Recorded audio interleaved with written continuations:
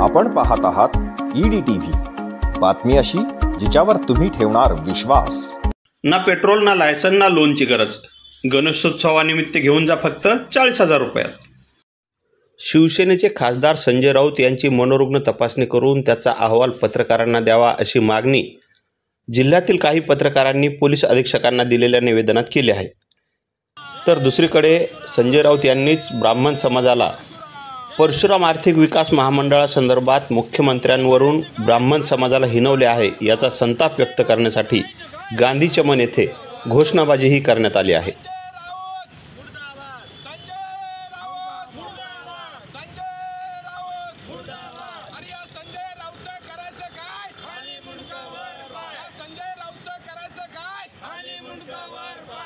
काल शिवसेनेचे नेते संजय राऊत व काही पक्षाचे आमदार नेते वेळोवेळी समाजामध्ये तेढ निर्माण करण्याचे चेतावणीखोर वक्तव्य करत आहेत।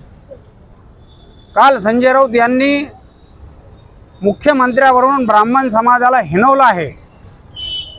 ब्राह्मण समाजासाठी या मुख्यमंत्र्यांनी परशुराम आर्थिक विकास महामंडळ दिले व त्याचबरोबर 5 संधी अधिकाऱ्यांची नियुक्ती केली।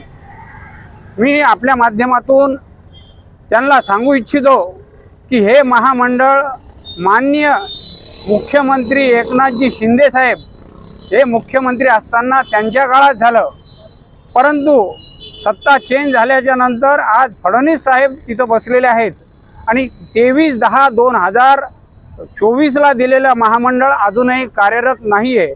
या महामंडळात एकही लाभार्थी झालेला नाही आहे, पण वेळोवेळी अनेकांना मुख्यमंत्री हे ब्राह्मण समाजाचे असल्या कारणानं त्या मुख्यमंत्र्याच्या वरून ब्राह्मण समाजाला टार्गेट केलं जात आहे। यामुळे सगळ्या गावागावामध्ये ब्राह्मण समाजाबद्दल तेढ निर्माण करण्याचं काम हे संजय राऊत व काही नेते करत आहेत। मी स्वतः या सगळ्या नेत्यांना सांगू इच्छितो की आम्ही सगळा ब्राह्मण समाज या ठिकाणाहूनच ब्राह्मण समाजासाठी परशुराम आर्थिक विकास महामंडळासाठी उपोषण केलं होतं आणि त्या उपोषणाची दखल घेऊन शासनानं हे दिलेलं आहे। या ठिकाणी जे आमचे मित्र मनोजजी जरांगे पाटील हे उपोषणाला बसलेले आहेत, त्यांना संपूर्ण ब्राह्मण समाजाचा पाठिंबा तर आहेच, पण त्यांनीही ब्राह्मण समाजाच्या मागण्या मान्य व्हाव्यात म्हणून या उपोषण स्थळाला भेट दिली होती। आमचा आणि त्यांचा कुठलाही वाद नसताना श्री राऊत साहेब हे विनाकारण समाजात तेढ लावायचं काम हे करत आहे।